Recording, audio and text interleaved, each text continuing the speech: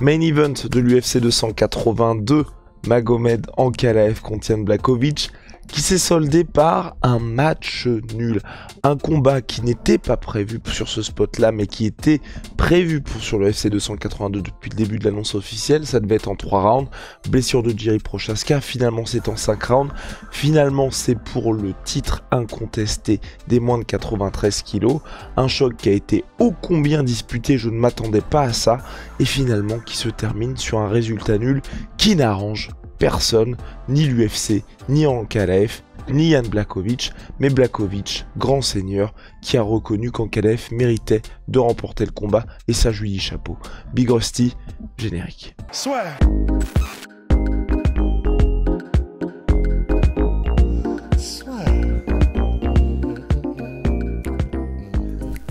Entre dans l'octogone avec Unibet. Qui sera le vainqueur du combat? En combien de rounds? Fais tes paris sur l'app numéro 1 et profite de 100 € de bonus sur ton premier pari. Franchement, bravo, chapeau bas Ankalaev. Moi, belle performance d'Ankalaev. Blachowicz, belle performance parce que je pensais qu'il allait se faire rouler dessus. Il a tenu la dragée haute et en plus, il est passé pas loin de s'imposer. Blachowicz. Ouais.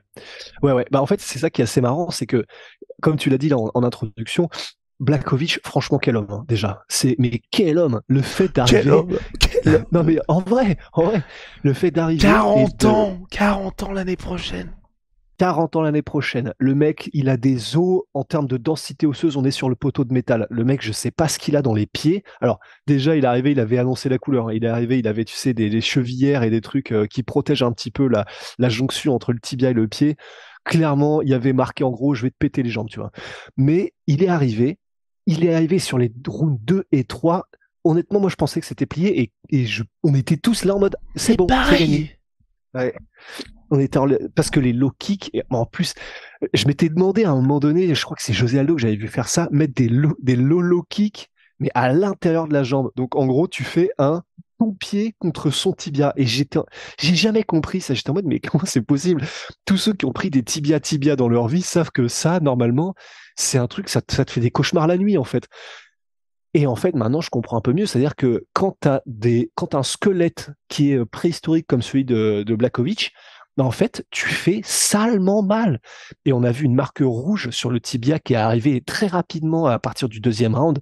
Et il l'a pilonné comme ça sur le 2e et le 3e, à tel point que Ankalaev, qui est normalement en posture gaucher, a été obligé à un moment donné de switcher pour arriver en droitier. Et à ce moment-là, Blachowicz a fait « Ok, pas de problème poteau », et il lui a ruiné la jambe gauche. Donc en fait, à partir de ce moment-là où on a vu Ankalaev littéralement boiter, c'est-à-dire que il pouvait même plus faire de poker face. Et à un moment donné, la douleur, c'est la douleur, et il était en mode, enfin, il était sur une jambe comme un flamant rose, en faisant des petits bonds en mode oh putain, c'est pas bon. Et là, on pensait tous que c'était à moitié plié, parce que normalement, c'est pas normalement ça l'est, parce qu'on a vu pas mal de combats là dans les dernières années où les personnes arrivent à trouver un moyen d'eux. Je pense par exemple à Henri Cerudo contre, je sais Marlon plus, Moraes. Marlon Moraes, merci beaucoup. Mais voilà. Tout ça, c'est à mettre aussi au crédit d'Ankalaev, parce que même si c'était très bien joué de la part de Blachowicz, il a fait 3 très bons premiers rounds, il en a gagné 2 à mon sens sur les 3, donc le 2 et 3. Mais Ankalaev, il est revenu, son corner est en train de le prier depuis les premiers rounds d'enfin enclencher la seconde et d'utiliser la lutte et de vraiment, vraiment assiéger Blachowicz, mais vraiment d'y aller, d'avancer, quoi. C'est ce qu'il a fait. Et à partir du moment où Ankalaev a mis le Father's Plan en route, enfin, on appelle ça comme ça, mais je crois pas qu'il s'entraîne avec Khabib directement, mais en tout cas, le côté, j'utilise la lutte et je te laisse plus respirer. Bah alors là, c'était 100% Ankalaev, et c'est vraiment comme si Blachowicz n'avait plus de solution. Et c'est ça, en fait, voilà, là, on a résumé un peu le combat, et c'est là où on en arrive à cette décision qui est que, alors, est-ce que Ankalaev, est-ce que c'était comme ce qu'on a dit contre Paddy en mode c'est un vol complet, qu'est-ce que c'est n'importe quoi? Bah non, c'est-à-dire qu'en fait, si tu prends mathématiquement au round par round, non, c'est pas aussi évident que c'est dégueulasse pour Ankalaev, parce que on a les rounds 2 et 3 qui sont clairement pour Blachowicz, et le round 1 qui se dispute. Et les rounds 4 et 5, alors est-ce que tu mets un 18 sur round 4 et 5 pour l'un des deux? C'est un peu ça, je pense. C'est là où ça se joue. Mais dans tous les cas, c'est serré.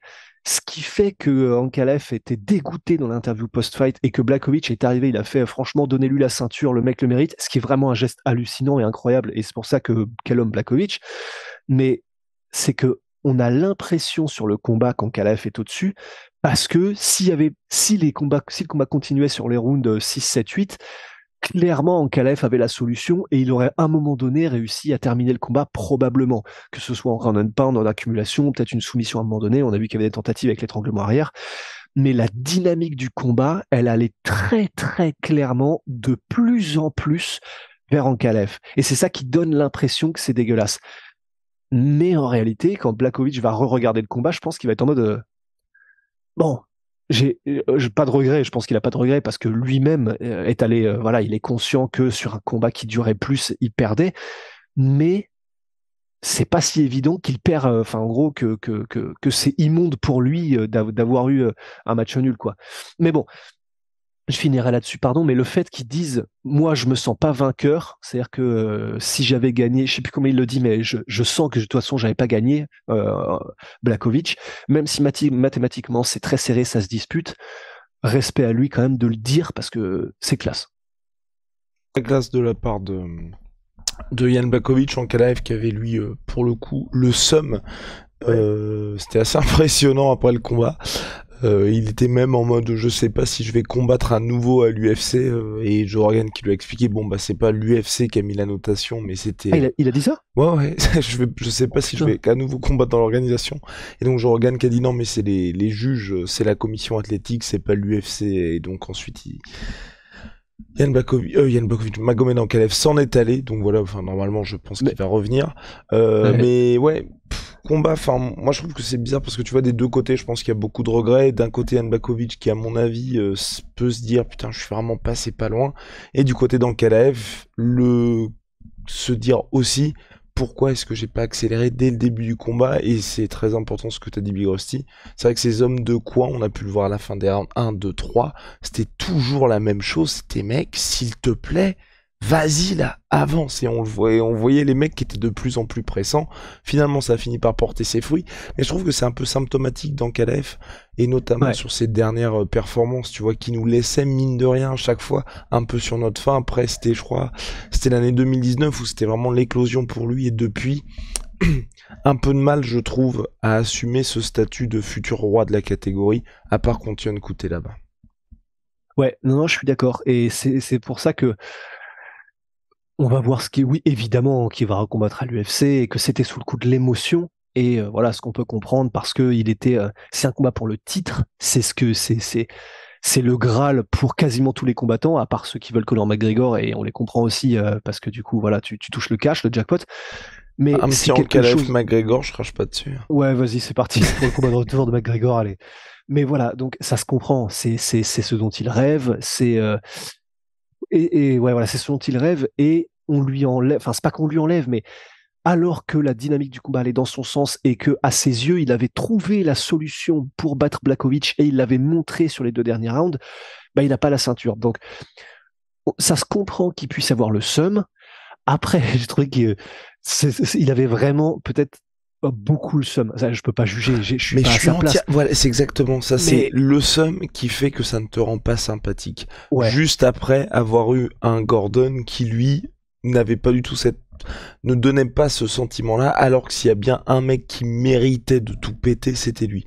Ankalaev, là, il regardera le combat, lui il a senti, il a les 2 jambes en vrac, il est passé à ça de se faire finaliser, il a réussi à inverser la tendance.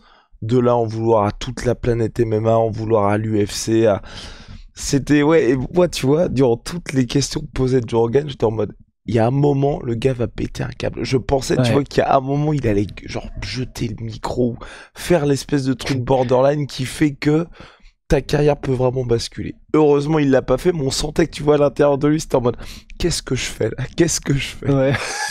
Ouais, non, c'était vraiment ça. À un moment donné, je crois qu'il y a un mec qui file une bouteille d'eau, il boit une gorgée, il balance la bouteille. Mais c'est vrai que ça En fait, c'est difficile de lui en vouloir parce qu'il y a tellement d'enjeux et c'est vrai que voilà, il avait trouvé la solution pour battre son adversaire pour un combat pour le titre UFC, donc on comprend qu'il y ait beaucoup d'émotions, mais que après chaque question de Joe Rogan, il soit en mode elle est où ma ceinture? Qu'est-ce que c'est que ce bordel? Elle est où ma ceinture? J'ai gagné, elle est où ma ceinture? Et quant à Blachowicz qui, après avoir fait sa propre interview où il dit qu'il n'a pas gagné, au moment où c'est l'interview de Ankalaev, et Ankalaev, première chose qu'il dit, c'est j'ai gagné, elle est où ma ceinture, c'est dégueulasse. T'as Blachowicz qui arrive, qui fait franchement, donnez-lui la ceinture. Il prend le micro de Joe Rogan, donnez-lui la ceinture, il la mérite. Après ça, j'ai prié pour que Ankalaev soit en mode bon, bah merci à Blachowicz, c'est quand même un sacré adversaire. On va re-regarder le combat. J'ai l'impression que j'ai gagné, mais bon, bah c'est vrai que voilà, on n'a jamais un bel adversaire. Non, non, même après ça, c'était en mode ouais, ouais. Mais putain, c'est dégueulasse, elle est où ma ceinture, tu vois? Enfin, et c'est vrai que voilà, on peut pas lui en vouloir parce qu'on n'est pas à sa place. Il y avait des enjeux, c'est l'émotion, mais il y a des personnes qui auraient probablement réagi avec un peu plus de quoi? Qu'est-ce qu'on peut dire? Quel mot? De diplomatie. Voilà. Parfait. Voilà, de Non, mais oui, diplomatie. non, il y avait quelque chose de différent à faire. Selon toute vraisemblance, là, en tout cas, on aura un rematch, malheureusement, pour Jan Blachowicz, parce que je vois difficilement comment, tu vois, il peut réussir après. Ben, clairement, hein, je voyais pas ce combat-là se dérouler de cette manière-là. Je vois pas comment ça va pouvoir être à son avantage, genre de la revanche, parce qu'Ankalaev a clairement vu où était le succès pour lui. Et là, Bah ouais. encore plus maintenant, parce que ça fait plusieurs performances, on a dit contre Krylov, où il jouait un petit peu avec le feu. Là, clairement, voilà, comme l'a dit Rusty, ça va être Ankalaev en mode lutteur. Et je pense qu'un Ankalaev en mode lutteur, c'est beaucoup trop pour Jan Blachowicz. Voilà, c'est juste un peu dommage pour cette catégorie qui, après l'avènement de notre cher Jerry Prochaska, on voyait un peu ce qui se passait. Là, il y avait Glover Teixeira qui était en plus dans la salle, donc l'UFC essayait de faire un peu quelque chose. Là, voilà, on va perdre 3 mois pour qu'il y ait un rematch. En plus, tel que c'est parti, parce que là, moi je sens, vous sentez la sale odeur des trucs qui se passent pas comme prévu. Glover Teixeira, il va se blesser. Peut-être même qu'un des deux va se blesser aussi. Enfin, on est parti pour une année 2023 magnifique pour les moins de 93. Ouais, ça pue un peu le graillon là pour l'instant. Non, non, mais c'est. Je vais pas dire c'est le pire qui aurait pu arriver parce que la vérité, c'est qu'en fait, Jiri Prochaska, c'est vraiment lui qui a porté l'excitation dans cette catégorie et de toute façon, il a l'épaule flinguée et il en a pour vraisemblablement, voilà, minimum, on le revoit dans la cage dans genre 7-8 mois, tu vois. Donc, je vais pas dire que je suis mortifié parce qu'au final, qu'on perde 3 mois ou 5 ou 6, en fait, ça m'est un peu égal, sachant que ce soit Blachowicz, Ankalaev ou Teixeira, ce sera des beaux combats que j'ai envie de enfin, que je serais content d'avoir vu, mais c'est pas comme si on allait perdre des mois alors qu'il y avait un contender incroyable qui était là et qui ont fait perdre du temps et voilà, c'est juste que en attendant que Jiri revienne, bon, il va se passer des trucs entre trois gars et puis voilà, mais voilà, ça m'en touche une sans bouger l'autre qu'il y ait eu ce drama-là et donc qu'on perde un peu de temps quoi. On perd déjà du temps, Birosti. Allez. Marius RPZ. Shout out à my sweet pea, my sweet protein, moins 4... 80%. Ouais. Rien que ce soir là. Wow, moins 33% sur tout my protein avec le code la sueur. Merci pour le soutien. Big Rusty, à la prochaine. Prends soin de toi. Ça y est tout.